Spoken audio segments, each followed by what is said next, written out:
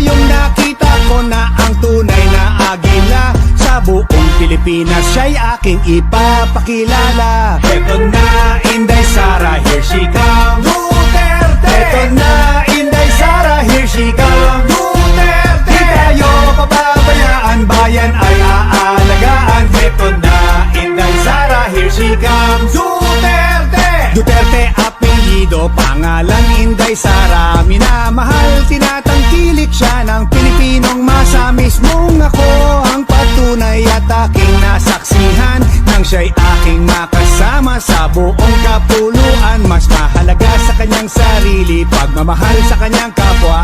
Puso niya sumeservisyo sa kapos at mga dukha. Ang mapabuti ang buong bansa'y kanyang hinahangad. At ang tiwala ng sambayanan ay may lagay sa kanyang palad. Eto na, Inday Sara, here she comes.